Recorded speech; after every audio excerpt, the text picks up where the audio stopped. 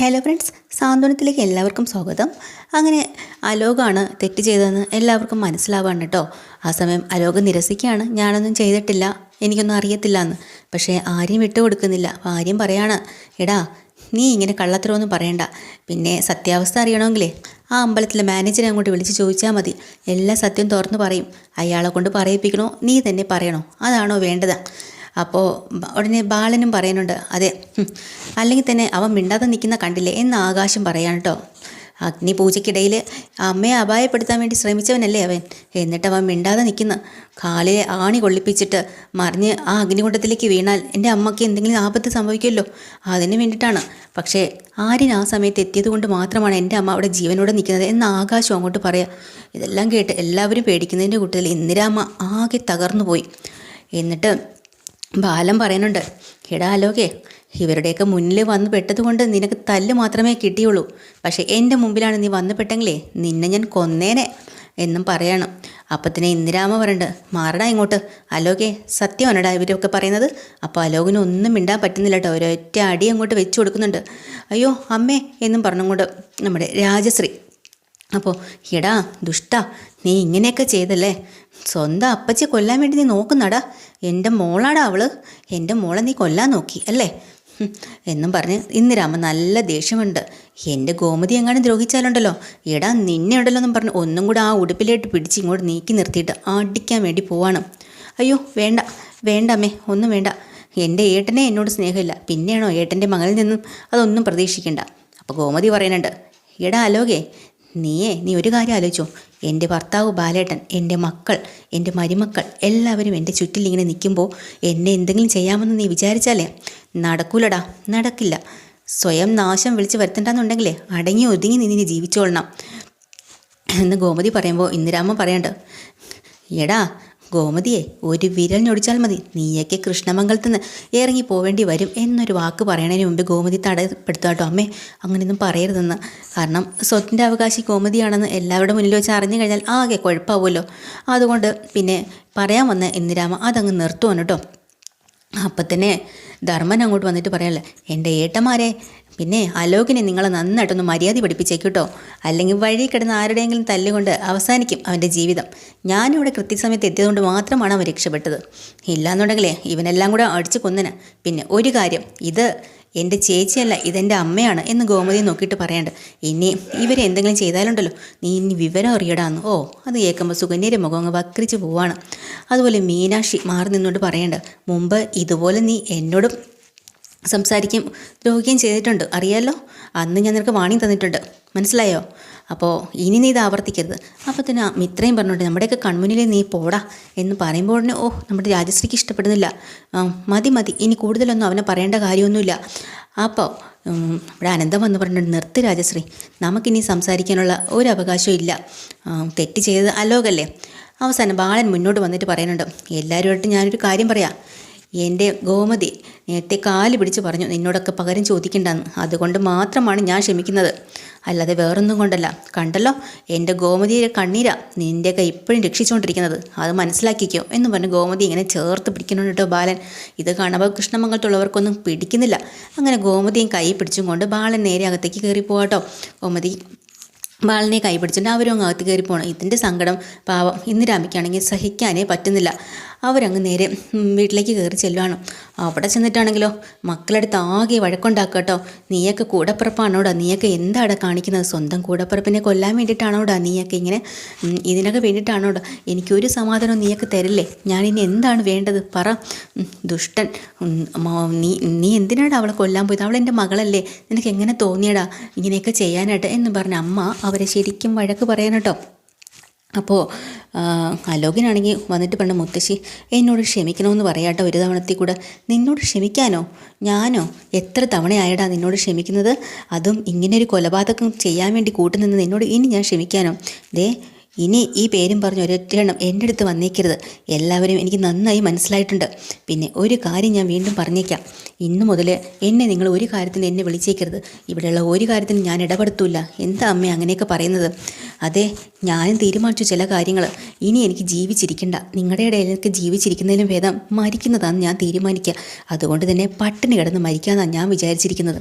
ഇനി ഈ വീട്ടിൽ നിന്നും ഒരു തുള്ളി വെള്ളം പോലും ഞാൻ കഴിക്കത്തില്ല, കുടിക്കത്തുമില്ല എന്ന് ഇന്ദിരാമ്മ പറയുമ്പോൾ നന്ദിതയും ബാക്കി മക്കളൊക്കെ ഒന്നും എന്തിനാ അമ്മ ഇങ്ങനെ വാശി കാണിക്കുന്നത്? അങ്ങനെയൊന്നും പറയരുത്, ചെയ്യരുത്. അമ്മ പട്ടിണി കിടന്ന വിഷമാവും. വിഷമിക്കട്ടെ, എന്ത് വിഷമം? സ്വന്തം കൂടപ്പറപ്പുകളോളും അന്നുപോലും ചിന്തയില്ല. അവരെ പോലും കൊല്ലാൻ നടക്കുന്നു. നിങ്ങൾക്ക് അമ്മയാണെന്ന് പറഞ്ഞ് ഈ പ്രായമായ എന്നോട് എന്ത് സ്നേഹവും വിഷമവും വരാനാ? ഒന്നും വരാനില്ല, ഒക്കെ വെറുതെയാ. അല്ല അമ്മേ, അങ്ങനെയല്ല. മിണ്ടി പോവരുത്. ആനന്ദ, അച്യുതാ, നീയൊക്കെ ഇത്രത്തോളം തരികിട പണികൾ കാണിച്ചിട്ട് ഞാൻ എല്ലാം ക്ഷമിച്ചിട്ടുള്ളൂ. ഇനിയൊരു ക്ഷമ എന്നിൽ നിങ്ങൾ ആരും പ്രതീക്ഷിക്കേണ്ട. അതുകൊണ്ട് തന്നെ നിങ്ങളാരും എന്നോട് ഇനി ആഹാരം കഴിക്കാനോ വെള്ളം കുടിക്കാനോ ഒന്നും പറഞ്ഞുകൊണ്ട് എൻ്റെ അടുത്തേക്ക് വന്നേക്കരുത്. ഇന്ന് പോലും ഞാൻ നിരാഹാരം കിടക്കണം, പട്ടിണി കിടന്ന് തന്നെ ഞാൻ മരിക്കും എന്നും പറഞ്ഞ് അവർ പിണക്കത്തിലാട്ടോ അങ്ങനെ പോവാണ്. പക്ഷേ ധർമ്മന് എല്ലാവരും കൂടെ വീട്ടിനകത്തേക്ക് കയറി വരുമ്പോൾ അവിടെ ഗോമതിക്കാകെ ടെൻഷനായി. ഇനിയിപ്പം മക്കൾ വീണ്ടും ഈ കാര്യവും പറഞ്ഞ് വൈരാഗ്യങ്ങൾ ഉണ്ടാക്കുമല്ലോ എന്നും പറയാം. അപ്പം ഗോമതി പറയുന്നുണ്ട്, ഞാനൊരു കാര്യം പറയാം, എല്ലാം ഇതോടുകൂടി അവസാനിച്ചു. ഇനി ഇതിൻ്റെ പേരിലൊരു തർക്കമോ ബഹളമോ ഒന്നും നടക്കരുത് കേട്ടോ. എന്നിട്ട് ഇടയ്ക്കിടയ്ക്ക് ബാലനെ നോക്കുന്നുണ്ട്, പേടിയുണ്ട്. ബാലൻ ഇനി എന്തെങ്കിലും ചെയ്താലോ? ആര്യ, എനിക്ക് നിന്നെയാണ് പേടി, നീ ഒന്നിലും പോയി ചാടല്ലേ. പിന്നെ ഞാനൊരു കാര്യം പറയാം.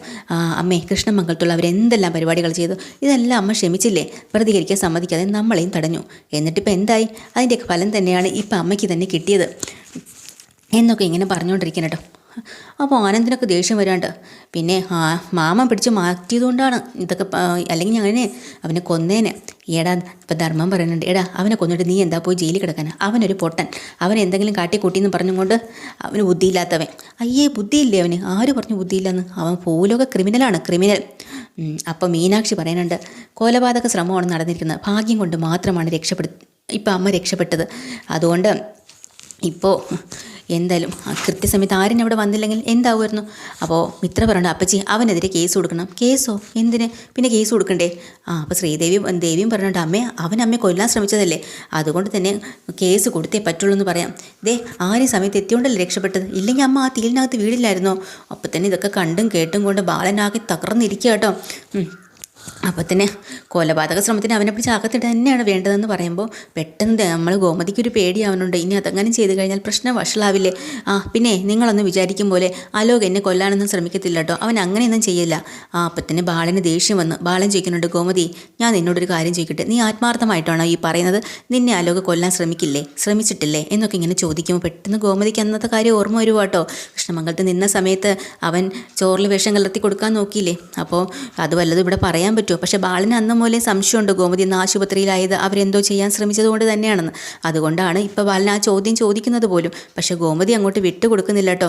ഗോമതിക്ക് പ്രശ്നം ഉണ്ടാവാതിരിക്കണമല്ലോ. അതുകൊണ്ട് തന്നെ ഗോമതി പറഞ്ഞു, എനിക്ക് ഉറപ്പുണ്ട് അവൻ അങ്ങനെയൊന്നും ചെയ്യില്ല, എത്രയൊക്കെയാലും ഞാൻ അവൻ്റെ അപ്പച്ചി തന്നെയല്ലേ. പിന്നെ അപ്പച്ചി ഭയങ്കര സ്നേഹം തന്നെ. അങ്ങനെ സംസാരിച്ചുകൊണ്ടിരിക്കുന്നതിനിടയ്ക്കാണ് പെട്ടെന്ന് ആകാശ് പറഞ്ഞിട്ടുണ്ട്, അതൊക്കെ പോട്ടെ, ഇപ്പം ഈ പ്രശ്നങ്ങളൊക്കെ നടന്നില്ലേ? ഇപ്പോൾ നമ്മളിപ്പം അഗ്നിപൂജ ചെയ്യാൻ വേണ്ടി ആ ഒരു അമ്പലം കണ്ടുപിടിച്ചത് വലിയ പാടുപെട്ട അവിടം വരെ എത്തി. ഇന്ന് പൂജ നടത്തുന്ന കാര്യമൊക്കെ കൃഷ്ണമംഗലത്തുകാർ എങ്ങനെയാണ് അറിഞ്ഞത്, അല്ലെങ്കിൽ അലോക് എങ്ങനെയാണ് അറിഞ്ഞത്? അത് കേൾക്കണത് സുകന്യയ്ക്ക് ആകെ ടെൻഷനായിട്ടോ. ഇനി സുകന്യയാണ് പറഞ്ഞു എന്നറിഞ്ഞാലോ? സുകന്യ ഉടനെ, ധർമ്മേട്ടാ ഞാനൊന്ന് പോയി കിടക്കട്ടെ, എനിക്ക് നല്ല തലവേദന ഉണ്ട് കേട്ടോ. അങ്ങനെ സുകന്യ അവിടെ നിന്ന് ചറുവാണ്. പക്ഷേ ഇവരാരും സുകന്യെ സംശയിക്കുന്നില്ല. ഇവർ ചിന്തിക്കണത് എന്താണെന്ന് വെച്ചാൽ അപ്പോൾ ബാലൻ പറഞ്ഞിട്ടുണ്ട്, അത് ഇപ്പോൾ അവരറിയാൻ വേറെ വഴികളുണ്ട്. കാരണം നമ്മൾ ഇപ്പോൾ അവിടുത്തെ ആ മാനേജർ എന്ന് പറയുന്ന ആൾ നേരത്തെ ഈ ഭാഗത്ത് താമസിച്ചിരുന്ന ആളാണ്, ഹരീന്ദ്രൻ. അപ്പോൾ അയാൾ പണ്ട് ഇവിടെ ഒരു ചുറ്റിക്കമ്മ ഇട്ടിരുന്നു, അത് പൊട്ടിപ്പോയി. അങ്ങനെ കുറേ ആളുകളൊക്കെ അയാളുടെ കുടുംബം മൊത്തം ഇടിക്കാനൊക്കെ വന്നപ്പോൾ ഈ അച്യുതനാണ് അവനെ രക്ഷപ്പെടുത്തിയത്. അപ്പോൾ അച്യുതനും ആ ഹരീന്ദ്രനും തമ്മിൽ എന്തെങ്കിലും ബന്ധമുണ്ടല്ലോ അന്ന് മുതലേ. അപ്പോൾ അച്യുതൻ്റെ സഹോദരിയാണ് ഗോമതി എന്നുള്ള കാര്യം അയാൾക്ക് അറിയാം. അതുകൊണ്ടാവും അയാൾ അച്യുതനോട് കാര്യങ്ങൾ വിളിച്ച് പറഞ്ഞത് എന്ന് അങ്ങനെ എല്ലാവരും അങ്ങനെ തന്നെ വിശ്വസിക്കാൻ കേട്ടോ. അപ്പോൾ ശരി, അപ്പോൾ അങ്ങനെയാണല്ലേ. പക്ഷേ ധർമ്മന് നല്ല സംശയമുണ്ട് കേട്ടോ. കാരണം ധർമ്മൻ ഉറപ്പായിട്ടും നമ്മുടെ സുകന്യെ സംശയിക്കുകയാണ്. അപ്പോൾ ധർമ്മം വിചാരിക്കുകയാണ് അകത്ത് കയറി എന്തായാലും സുകന്യയോടൊന്ന് ചോദിക്കണം. അതും പ്രതീക്ഷിച്ചാണ് അകത്തേക്ക് കയറി ചെല്ലട്ടോ. അപ്പോൾ സുകന്യയാണെങ്കിൽ എങ്ങനെയെങ്കിലും ധർമ്മനോട് കുറച്ചുകൂടെ സ്നേഹത്തോടെ ഇടപഴകണം കേട്ടോ. കാരണം ഇത് പിടിക്കപ്പെട്ടുകൾ പോയി. സുകന്യയോട് ചെന്ന് ചോദിക്കുന്നുണ്ട്, സുകന്യ, എനിക്ക് നിന്നോട് ചില കാര്യങ്ങൾ പറയാനുണ്ട്. പറഞ്ഞു ധർമ്മേട്ടാ, അതിനിപ്പോൾ എന്താ കുഴപ്പം? അല്ലെങ്കിലും കല്യാണം കഴിഞ്ഞിട്ട് നമ്മൾ ഇതുവരെ നല്ല രീതിയിൽ ഒന്നിരുന്ന് സംസാരിച്ചിട്ടില്ലല്ലോ എന്ന് പറഞ്ഞ് സോപ്പിടുക കേട്ടോ. പക്ഷേ നമ്മുടെ ധർമ്മനത് മനസ്സിലാവണില്ല. അപ്പോൾ ധർമ്മം പറയാം, ഞാൻ മറ്റുള്ള കാര്യം സംസാരിക്കാനല്ല സുകന്യ വന്നത്, പിന്നെ ഇവിടെ അഗ്നിപൂജ നടക്കുന്ന കാര്യം കൃഷ്ണമംഗലത്തെ കാര്യം എങ്ങനെയാണ് അറിഞ്ഞത് എന്നൊരു ചോദ്യം അങ്ങോട്ട് ചോദിക്കുകയാണ് ധർമ്മൻ. ആദ്യം സുകന്യ ഒന്ന് പേടിച്ചെങ്കിലും വിട്ടുകൊടുക്കാതെ അങ്ങ് പറയാം, ദേ ഈ ആവശ്യമില്ലാത്ത ചോദ്യങ്ങൾ എന്നോട് ചോദിച്ചാലുണ്ടല്ലോ, നിങ്ങളെല്ലാവരും പറഞ്ഞതല്ലേ അവിടെ നിന്ന് ആ അമ്പലത്തിലെ മാനേജറാണ് ഇതെല്ലാം പരസ്പരം പറഞ്ഞതെന്നും അറിഞ്ഞെന്ന് പിന്നെ ഞാനാണോ അവിടെ പോയി പറഞ്ഞത് എന്ന് ധർമ്മേട്ട പറയുന്നത്? ഞാനിതെന്നോണ പറയുന്ന ആളാണോ? അന്നൊരു ദിവസം ഒരേ ഒരു തവണ കൃഷ്ണമംഗലത്ത് ഞാൻ പോയി എന്നും പറഞ്ഞുകൊണ്ട് അതിനുശേഷം എന്നെ എല്ലാവരും കൂടെ വഴക്ക് പറഞ്ഞില്ലേ, ഞാൻ ഇന്ന് വരെ അതിനുശേഷം അങ്ങോട്ട് പോയിട്ടില്ല. പിന്നെ പിന്നെ എന്തിനാണ് നിങ്ങളെല്ലാവരും കൊണ്ട് എന്നെ കുറ്റം പറയുന്നത്? ഞാൻ അങ്ങോട്ട് പോയിട്ടില്ല എന്ന് പറഞ്ഞാൽ പോയിട്ടില്ല എന്നൊക്കെ ഇങ്ങനെ പറയാട്ടോ. അപ്പോൾ എന്നിട്ടാണെങ്കിൽ സുകന്യ അങ്ങോട്ട് ചാടിക്കൊണ്ട് നിൽക്കണം കേട്ടോ. കാരണം ഒരു വിധത്തിലും തൻ്റെ പേരിൽ ഇത് വരാൻ പാടില്ല, തെറ്റ് വരാൻ പാടില്ല, അതുകൊണ്ടാണ്. എന്നിട്ട് നേരെ തിരിച്ച് എല്ലാ കുറ്റം കൂടി ധർമ്മൻ്റെ തലയെ കൊണ്ട് ഇടുക കേട്ടോ. എന്താണെന്ന് വെച്ചാൽ ഞാൻ ഒരു തെറ്റും ചെയ്തിട്ടില്ല, നിങ്ങളെല്ലാവരും കൂടി ഞാൻ തെറ്റുകാര്യം നോക്കുവാണോ? ഞാനാണോ ഇതൊക്കെ ചെയ്തത്? ഞാൻ അങ്ങനെ നുണ പറയുന്ന ആളല്ല, കൊള്ളാമല്ലോ ധർമ്മേട്ടാ, നിങ്ങളെല്ലാവരും കൊള്ളാമല്ലോ എന്ന് പറഞ്ഞ് ഉച്ചത്തിൽ അങ്ങോട്ട് സംസാരിക്കാൻ തുടങ്ങി. ധർമ്മനാകെ ടെൻഷനായി. സുകന്യെ പതുക്കെ പറ, അപ്പുറത്ത് ആളുണ്ട്, എല്ലാവരും കേൾക്കട്ടെ. സ്വയം തെറ്റ് മറയ്ക്കാൻ വേണ്ടിയിട്ട് ഉച്ചത്തിലങ്ങ് പറയാം. അവസാനം ഡോറ് പോയി അടയ്ക്കുകയാണ് നമ്മുടെ ധർമ്മൻ. എന്നിട്ട് സുകന്യാണെങ്കിൽ ദേഷ്യം പിടിച്ച് കാണിച്ചു തരുന്നുണ്ട്, ഞാൻ നിങ്ങളോടൊക്കെ സ്നേഹത്തോടെ സംസാരിക്കാൻ വന്ന എന്നെ വേണം പറയാൻ എന്നും പറഞ്ഞിട്ട് സുകന്യ പോയി കിടക്കട്ടോ. അവസാനം ധർമ്മന് ചെറിയൊരു ചമ്മൽ തോന്നുന്നുണ്ട്, ഇനി അവളായിരിക്കില്ലല്ലോ പറഞ്ഞ് ഞാൻ പോയി ചോദിക്കേണ്ടായിരുന്നു എന്നൊക്കെ. തൊട്ടപ്പുറത്തെ റൂമിലാണെങ്കിൽ നമ്മൾ ഗോമതീനെ ബാലൻ പിടിച്ചകത്തോണ്ട് കിടത്തിയിട്ടുണ്ട്. കാല് നല്ല വേദന ഉണ്ട്, ആണി കൊണ്ടതല്ലേ. അപ്പോൾ ഗോമതി പറയുന്നുണ്ട്, എനിക്ക് ഉറക്കം വരുന്നില്ല, വേദന കാരണം, സാരമില്ല, ഒക്കെ ശരിയാവും. അപ്പോൾ ഗോമതി പറയാം, ഞാൻ ബാലേട്ടൻ്റെ മടിയിലേക്ക് ഒന്ന് കിടന്നോട്ടെ, അപ്പോൾ എനിക്ക് ഉറക്കം വരും. അതിനെന്താ, നീ കിടന്നോ. അങ്ങനെ മടിയിലേക്ക് കിടക്കാണ്. ഗോമതിയുടെ തലയിലേക്ക് ഇങ്ങനെ തഴുകി കൊടുത്തുകൊണ്ടിരിക്കുമ്പോൾ ബാലൻ ആ സമയത്ത് ഗോമതി പറയാം, ഇങ്ങനെ കിടക്കുമ്പോൾ എനിക്ക് എന്താ ഓർമ്മ വരുന്നതെന്നറിയോ? അന്ന് നമ്മൾ ആദ്യമായിട്ട് ഞാൻ ബാലേട്ടൻ്റെ ഒപ്പം ഇറങ്ങി വന്നില്ലേ, ആ നിമിഷം, ആ ഒരു മഴയത്ത് നമ്മൾ ഒരുമിച്ച് വന്നില്ലേ, ആ ഒരു തണുപ്പും അന്നത്തെ ആ ഒരു വല്ലാത്തൊരു മാനസിക രീതി, അതൊക്കെയാണ് എനിക്ക് ഇന്ന് ഓർമ്മ വരുന്നത് ബാലേട്ട എന്നൊക്കെ പറയാട്ടോ. അങ്ങനെ അവർ ആ പഴയ കഥകളൊക്കെ വീണ്ടും ഓർമ്മിച്ചെടുത്ത് ആ രാത്രി അവർ ഗോമതി നല്ല സുഖമായിട്ട് കിടന്ന് ഉറങ്ങാണ് കേട്ടോ. ഇതൊക്കെ തന്നെയാണ് എപ്പിസോഡിൽ. ഡീറ്റെയിൽഡ് എപ്പിസോഡുമായിട്ട് വീണ്ടും വരാം. ചാനൽ ഇഷ്ടമായി ലൈക്ക് ചെയ്യുക, സബ്സ്ക്രൈബ് ചെയ്യുക. താങ്ക്